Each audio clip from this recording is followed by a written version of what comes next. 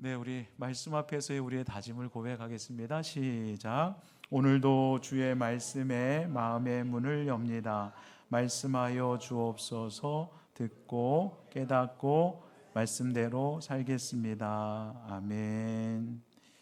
네, 인사 좀 더 나누시죠. 물 좀 한 잔 마시겠습니다. 입이 말라가지고. 오늘 새해 제목이요, 새해 성령의 권능으로 사역하는 주의 일꾼들, 이런 제목으로 하나님의 말씀 전하겠습니다. 출애굽 역사를 이루어낸 아주 이스라엘 민족의 아주 중요한 지도자라고 볼 수 있었던 우리 모세, 그는 40살까지 애굽의 왕자로, 그러니까 이집트 왕자죠. 뭐 우리가 애니메이션입니까? 이집트 왕자. 그래서 이 이집트 왕자로 40년을 이렇게 생활하지 않았습니까? 그런데 이상합니다. 하나님께서는 그렇게 잘 나가던 아주 힘도 있고 막강한 파워도 있었던 이 모세를, 이집트 왕자니까 최고의 권력, 최고의 힘, 최고의 능력을 가지고 있었지만 하나님께서는 그런 모세를 콜링하지 않으셨어요. 부르지 않으셨다고요.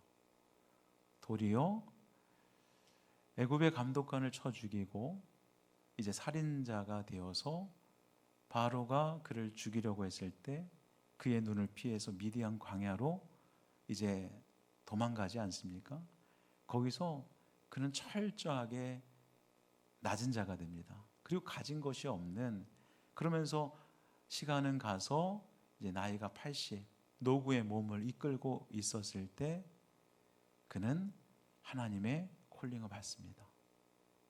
그리고 이스라엘 백성들을 애굽에서 건져내는 출애굽 역사를 이끌어내는 위대한 지도자가 되지 않았습니까?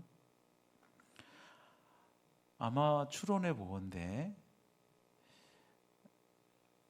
이 이야기 전에, 그러니까 당시 모세가 하나님의 80세에 콜링을 받았을 때에 그는 자신에게 아무것도 없다는 걸 스스로가 너무나 잘 알고 있었기 때문에 하나님의 콜링 앞에 그는 아주 거듭거듭 사양을 하죠. 하나님, 저 같은 사람이 그 일을 어떻게 합니까? 저는 말을 하지 못하는 사람입니다 라고 이제 핑계를 대고, 사실 말을 하지 못한다는 것은 이제 애굽의 언어를 잃어버렸다는 거죠. 40년 동안 미디안 광야에서 생활을 했으니까요. 그러니까 말도 지금 다 까먹었고, 그리고 나는 이렇게 늙어가고 있는데 하나님께서 저에게 그 위대한 일을 맡기시는 것 자체가 지금 가당치가 않습니다. 그래서 거듭거듭 사양을 합니다. 아마 추론해 보면 그가 잘 나가던 40세에 하나님의 콜링을 받았다면 그는 사절하지 않았을걸요. 예, 제가 하겠습니다. 왜? 막강한 힘도 있고 자기 수하의 군사들도 있고 자기 위치가 있으니까요. 그러니까 하나님이 그때 나를 불러주셨다면 제가 하겠습니다 했을 거예요. 그런데 하나님께서는 그렇게 자신만만하던 모세가 아니라 아무것도 할 수 없을 때, 80세의 노구의 몸을 이끌고 있는 그때에 하나님께서 모세를 부르십니다. 그리고 그 약하디 약한 모세를 들어 출애굽의 여정을 이끄는 지도자로 그 역할을 감당했다는 거예요. 이는 비단 모세만의 문제가 아닙니다. 오늘 우리가 사도행전을 읽었습니다. 너무나도 잘 아는 말씀이죠. 오늘 사도행전에서도 보잘것없고 초라하고 연약하기 그지없는 사람들을 주께서 그들을 들어 정말 하나님의 거대한 꿈을 이루는 주의 일꾼으로 삼으신 그런 이야기들을 오늘 말씀을 통해서 읽을 수가 있는데요. 여러분들, 이 사도행전은 누가 썼습니까? 질문에 다 답이 있어요. 사도행전은 누가 썼습니까? 누가가 썼어요. 안 웃기세요, 여러분들? 지금 신년 초라 지금 이러시는 거죠? 사도행전은 누가 썼습니까? 누가가 썼어요. 엄청 웃을 거라 생각했는데 그러지 않으니까 좀. 누가는 의사였죠.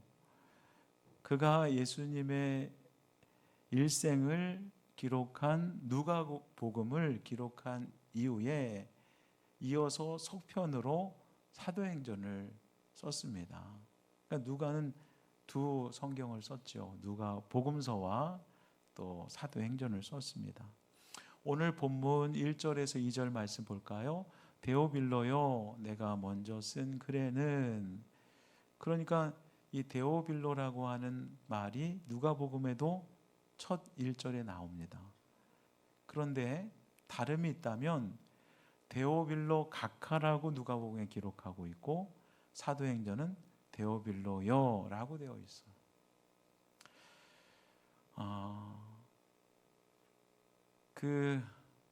누가는 복음서 누가복음을 왜 썼냐면 이 데오빌로 각하, 이 각하라는 말은 로마 아주 고위 관료거든요. 그래서 이 각하라는 말을 보니까 NIV 성경에서 보니까 most excellent로 되어 있어요. 그러니까 최고로 훌륭한, 최고로 존경받을 만한 어떤 아주 극존칭의 표현인 것 같아요.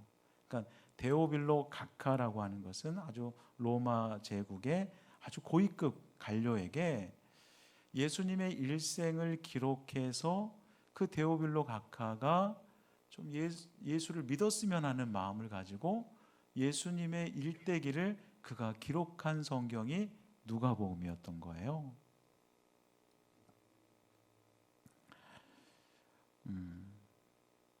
그런데 이제 사도행전으로 이제 그가 누가가 사도행전을 써 내려가면서 그 호칭 자체가 데오빌로여라고 되어 있는 것을 감안해 보면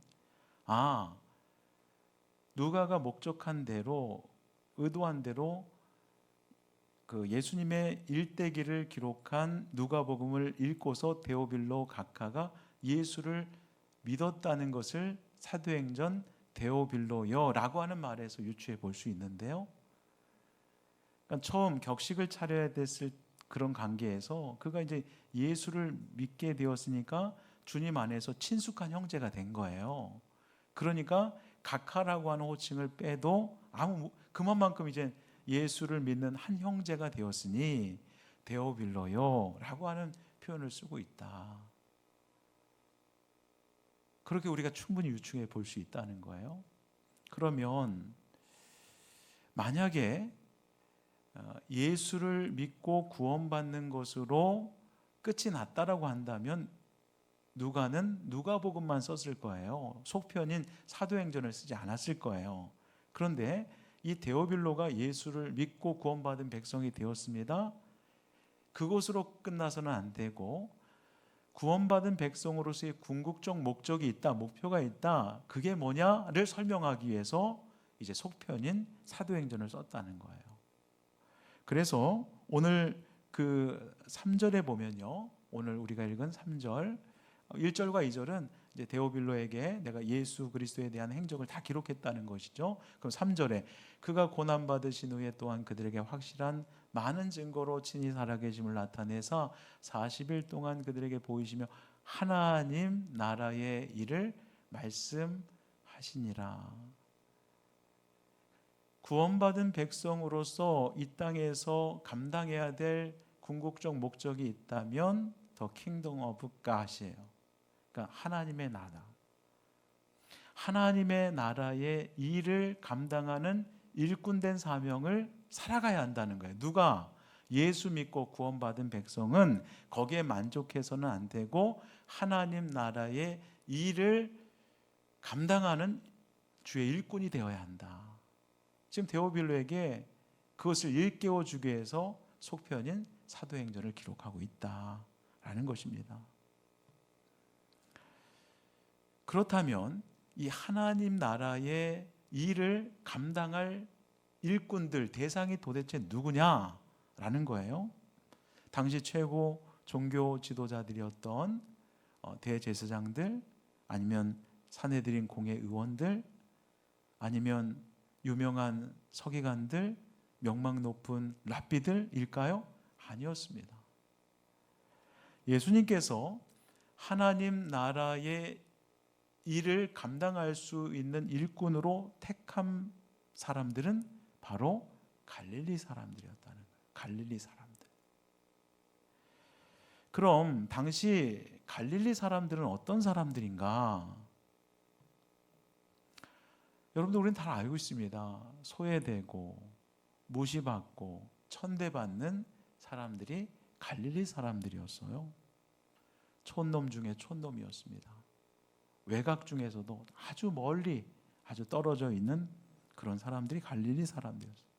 당시 유대와 예루살렘 도성에 비하면 갈릴리는 너무나 낙후된 시골 동네였고 문화적 혜택을 전혀 받을 수 없는 그런 곳이었고 경제적으로도 너무나 어려운 곳이었습니다.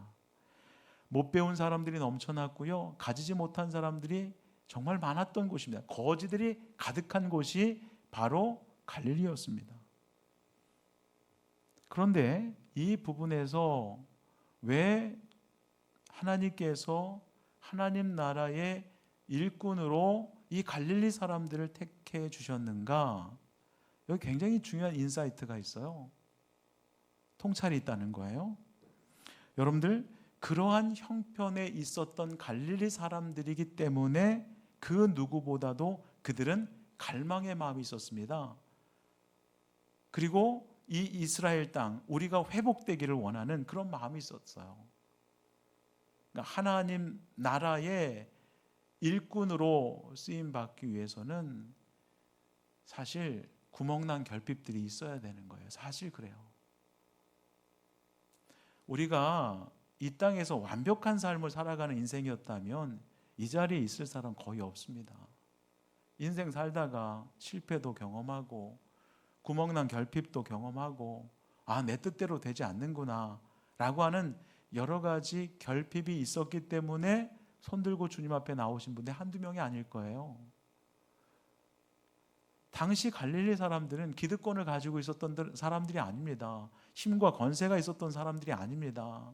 아주 낙후되고 못 배운 사람들, 가지지 못한 사람들, 늘 멸시와 천대와 무시를 받던 사람들. 그러니까 그들의 마음속에서는 늘 결핍된 삶 속에서 하나님의 나라가 오기를 갈망하는 마음이 있었고, 그 갈망의 마음을 가지고 있는 사람들을 하나님 나라의 일꾼으로 택하여 하나님께서 쓰시는 이런 모습들을 우리가 말씀을 통해서 보는 거 아닙니까? 여러분들 모자람이 없고 여유가 있고 가진 것이 많잖아요. 누리는 것이 많잖아요. 살만하잖아요. 하나님 나라를 꿈꾸지 않습니다. 천국을 소망하지 않습니다. 왜? 전에도 말씀드렸죠. 여기가 너무 좋거든요. 남과 비교해서 부러울 만한 것을 다 내가 한 몸에 가지고 있어요. 부든 배움의 정도든 또 여러 가지 마음만 먹으면 세계 여러 나라를 갈 수 있는 여건도 되고, 마음만 먹으면 뭘 먹고 싶은 거 있으면 다 먹을 수 있고 다 누릴 수 있고 하면 그 사람이 천국을 소망하겠어요? 하나님의 나라가 이 땅에 이루어지기를 바라겠습니까? 원치 않죠. 지금이 좋으니까 그들이 원하는 것은 현상유지겠죠. 이대로 줬사오니 이대로 쭉 갔으면 좋겠습니다. 이런 마음을 품지 않겠어요? 그래서 하나님께서는 가만히 보시면 당시 가장 낮은 자, 내세울 것이 없는 자를 택하여 하나님 나라의 일꾼으로 쓰신다는 거예요. 오늘 본문 8절 말씀 볼까요? 너무나도 유명한 말씀이죠. 오직 성령이 너에게 임하시면 너희가 권능을 받고 예루살렘과 온 유대와 사마리아와 땅끝까지로 내 증인이 되리라 하시니라. 누구에게 이 준엄한 명령을 주고 계시냐면 갈릴리 사람들이에요. 그런데 분명한 사실은 그들에게는 이 하나님 나라의 일을 감당할 만한 능력과 실력과 힘이 없어요. 그게 문제입니다. 오늘 우리가 마지막으로 읽었던 11절 말씀 볼까요? 이르되 갈릴리 사람들아 어찌하여 서서 하늘을 쳐다보느냐 너희 가운데에서 하늘로 올려주신 이 예수는 하늘로 가심을 본 그대로 오시리라 하였느니라. 하늘로 승천하신 주님만을 멍하니 쳐다보고 있는 그들에게 두 천사가 이야기하는 거예요. 갈릴리 사람들이 어찌하여 서서 하늘을 쳐다보느냐. 당시 상황을 좀 생각해 보겠습니다. 예수님께서 십자가에 달려 죽으셨고 그리고 3일 만에 부활하셨습니다. 부활하신 주님을 만난 예수님의 제자들은 예수님이 말 그대로 희망이었어요. 부활의 능력을 가진 분이시라고 한다면 자신들이 기대하는 것을 충분히 이루실 수 있다라고 생각했던 것이죠. 그래서 오늘 우리가 6절 하반절에 보면은 주께서 이스라엘 나라를 회복하심이 이때입니까? 정말 지금 이스라엘 나라를 회복시켜 주시겠습니까? 로마의 압제로부터 우리를 자유케 해주시겠습니까? 정말 부활의 주님이 그들에게 확고한 소망으로 자리하게 되었던 것이죠. 그런데 그 희망 그 자체이셨던 예수님께서 하늘로 승천하신 거예요. 희망의 불꽃이 꺼져버린 거예요. 그러니까 멍하니 하늘로 올라가신 그 자리만을 쳐다보고 있는 거죠. 천사들이 말합니다. 왜 하늘만 쳐다보고 있느냐? 이 이야기는 이 땅에서 해야 할 일이 너희에게 있다는 것이죠. 하나님 나라의 증인의 삶을 살아가야 한다는 것이죠.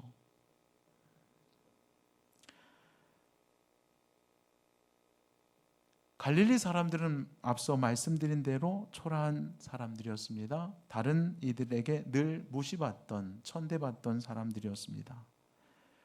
정말로 내세울 것이 1도 없는 사람들이었어요. 자랑할 것이 1도 없는 사람이었습니다. 그런데 주님께서는 그들에게 복음의 증인의 삶을 살라 하십니다. 어디까지 이르러? 땅끝까지 이르러. 이런 질문을 해볼 수가 있습니다. 어떻게 배운 것도 하나 없는, 가진 것도 없는 갈릴리 사람들인데 사회적으로도 그 어떤 영향력도 끼칠 수 없는 참 초라한 사람들인데 그들이 어떻게 하나님 나라의 사역을 감당할 수 있을까? 이런 질문을 우리가 해볼 수 있잖아요. 그들이 어떻게 복음의 증인으로 살아갈 수 있을까? 질문해 볼 수 있잖아요. 앞서 이야기한 대로 그들에게는 그럴 만한 능력이 하나도 없는데요. 그런데도 주께서는 그 갈릴리 사람들에게 그 일을 하라 하십니다. 그 일을 어떻게 그들이 감당할 수 있을까요? 그들은 그럴 만한 능력이 없는데요. 그러나 방법은 있습니다. 주께서 약속하신 성령이 그들에게 임하면 가능하다는 거예요. 오늘 보면 8절 다시 한번 볼까요? 오직 성령이 너에게 임하시면 너희가 권능을 받는다. 복음을 전할 수 있는 권능을 받는다. 온갖 핍박과 고난이 온다 하더라도 그것을 헤쳐나갈 수 있는 권능을 받는다. 죽음 앞에서도 두려워 떨지 않는 권능을 받는다. 무엇이 임하게 되면? 성령이 임하게 되면. 그래서 예루살렘과 온 유대 사마리아 땅끝까지 이르러 내 증인이 되는 삶을 살 수 있다. 갈릴리 사람들 당연히 능력 없습니다. 그들에게는 지혜나 그 어떤 영향력도 없습니다. 그러나 성령이 오시면 그들은 권능을 받게 될 것이고 그러면 땅끝까지 이르러 하나님 나라의 일꾼이 되어 복음의 증인된 삶을 살 수 있다는 거예요. 한마디로 그들의 힘으로 하라는 게 아닙니다. 그들이 배운 습득된 학습된 어떤 경험을 통해서 그 일을 하라는 것이 아닙니다. 성령을 받으라는 거예요. 성령의 권능을 힘입으라는 거예요. 그러면 하나님 나라를 의 일을 감당하는 주의 일꾼이 될 수 있다. 때론 복음을 전하다가 박해를 받고 시련을 겪으며 온갖 반대에 부딪힌다 할지라도 성령께서 임하게 된다면, 그래서 권능을 받게 된다면 그런 어려움에 난관 앞에 굴하지 않고 담대하게 복음을 전할 수 있는 복음의 일꾼, 복음의 전도자가 될 수 있습니까? 될 수 있다는 거예요. 사실 갈릴리 사람들은 하나님 나라 사역의 인간적인 기준으로 보았을 때 적합한 사람들이라 볼 수 없습니다. 여러분들 천한 그들이 복음을 증언한다고 해서 유대 사람들, 예루살렘 사람들이 귀뚱으로 들을 것 같아요? 그래도 영향력 있는 사람들이 복음을 전해야 뭘 들으려고 할 거 아닙니까? 그런데 아무 영향력도 없는 출신 자체가 저 갈릴리 사람들, 저 촌구석에 살아가는 저 촌놈들이 말을 한다고 해서, 복음을 전한다고 해서 그들이 복음을 들으리 만무한 일입니다. 어딜 봐도 한없이 부족한 사람들이 갈릴리 사람들이었습니다. 그러나 그들에게 무엇이 임하면? 성령이 임하면 된다고요.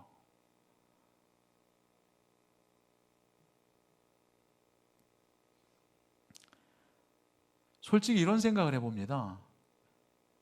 아니, 하나님께서는 왜 이런 중차대한 하나님 나라의 사역을 이 배우지도 못하고 초라하기 그지없고 연약하기 그지없고 무식하기 그지없는 그들을 사용하시는가? 좀 더 잘나고 똑똑하고 훌륭한 사람들을 택하여 쓰실 때 하나님 나라 사역을 효과적으로 그 일을 감당할 수 있는 것이 아닐까라는 생각을 우리가 갖게 되잖아요. 근데 성경에서 우리가 성경을 쭉 읽어보면 스스로 지혜자라고 스스로 능력자라고 하는 사람에게는요, 하나님의 은혜도 머무르지 않을 뿐만 아니라 하나님의 역사도 일어나지 않아요. 그래서 성경은 이렇게 이야기하는 거예요. 고린도전서 1장 27절에서 29절, 그러나 하나님께서 세상에 미련한 것들을 택하사, 하나님께서 미련한 것들을 택하시는 거예요. 기분 나쁘십니까? 우리는 그래도 미련하지 않은 사람인데요 라고 생각하세요? 하나님께서 우리를 택해 주신 것 그 하나만을 잘 곰곰이 생각해 보면 저 고백이, 우리의 고백이 안 될 수가 없어요. 나같이 미련한 사람을 택해 주셨습니까? 그러면서 지혜 있는 자들을, 세상에 똑똑하다고 하는 사람을 부끄럽게 하려 하시고, 세상에 약한 것들을 택하사 강한 것들을 부끄럽게 하려 하시며, 또 28절, 하나님께서 세상에 천한 것들과 멸시받는 것들과 없는 것들을 택하사 있는 것들을 폐하려 하시나니, 이유가 나옵니다. 그렇게 하시는 이유와 목적이 뭐냐? 아무 육체도 하나님 앞에서 자랑하지 못하게 하려 하십니다. 하나님께서 이렇게 우리를 택해서 이런 목적으로 우리를 쓰시려고 하는데, 그래서 하나님 앞에서 그 누구도 자랑하지 못하게 하려 하시는데, 그런데 우리의 삶은 어떻습니까? 우리를 불러주신 그때를 한번 생각해 보세요. 되게 초라하지 않았습니까? 되게 훌륭한 완벽한 그 자체였습니까? 세상에서도 대단한 명망을 가지고 있었고 영향력도 끼치고 있었던 그런 자를 택하여 주셨습니까? 아니죠. 초라하게 그지없었습니다. 그런 나를 택해 주셨고 하나님 나라 사역자로, 일꾼으로 택하여 주셨는데, 어느 순간 이렇게 하신 하나님의 이유와 목적이 분명히 나옵니다. 하나님 앞에서 그 누구도 자랑하지 못하게 하려 하십니다. 근데 어느 순간부터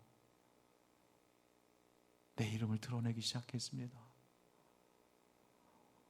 새해를 시작하면서 우리가 여러 가지 사역들을 이제 새로운 마음을 먹고 시작하는데요, 여러분들 교만하고 자만한 마음들은 다 내려놓아야 합니다. 주님 앞에 우리가 고백할 수 있는 것은, 나 같은 사람을 주님 하나님 나라 일꾼으로 이렇게 사용하십니까?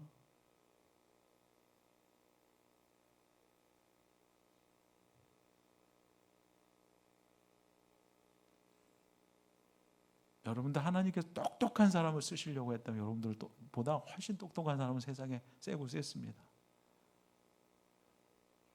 정말 잘난 사람을 쓰시고자 했다면 여러분들보다 잘난 사람 세상에 세고 셌습니다. 그런데 하나님의 이유와 목적이 있어요. 그 누구도 자랑하지 않게 하시려고 내가 약한 너희를 불렀다, 초라하기 그지없는 너희들을 불렀다, 한없이 연약하고 무지한 너희들을 불렀다. 그러면 세상에 잘나고 똑똑한 사람을 부끄럽게 하려고 내가 불렀다. 그러니 끝까지 자고하지 말아라. 끝까지 겸손하게 하나님 나라의 일꾼으로서의 삶을 살아가라. 그러니까 새해는 성령의 권능으로 사역하는 주의 일꾼들이 되셔야지, 저 그래도 유치부 교사로, 어린이부 교사로 저 잔뼈가 굵은 지 한 10년, 20년 됐습니다. 척하면 탁 압니다. 하지 마세요. 그럴 거면 하지 마세요. 교회 전반을 감당하는 데 있어서 그러면 하지 마세요. 그리고 모르겠어요. 교육자들에게, 여러분들에게 또 부탁하고 권면해서 그 자리에 섰는지 모르지만, 여러분 스스로 그렇게 생각하면, 그래도 내가 그래도 된 사람이니까 이렇게 와서 부탁했거니, 우리 중에 그럴 분들은 없겠습니다만 제가 높아지면서 말씀드리는 거예요. 그래서 내가 그래도 괜찮은 사람인가 보지 라고 생각하는 것, 그런 마음이 일이라고 있다면 내려놓으세요. 성령의 권능으로 사역하세요. 성령의 도우심으로 사역하세요. 여러분이 지금껏 가지고 있는 노하우들 다 내려놓고 그 아이들을 처음 대면했던 그 마음을 가지고 대해 주시기를 바랍니다.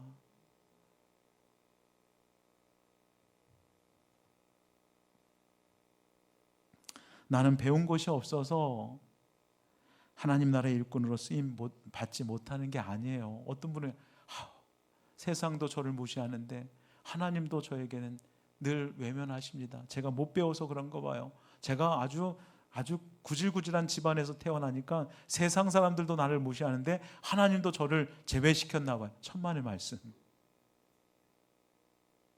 내가 초라하고 볼품없는 사람이라서 하나님께서 나를 사용하지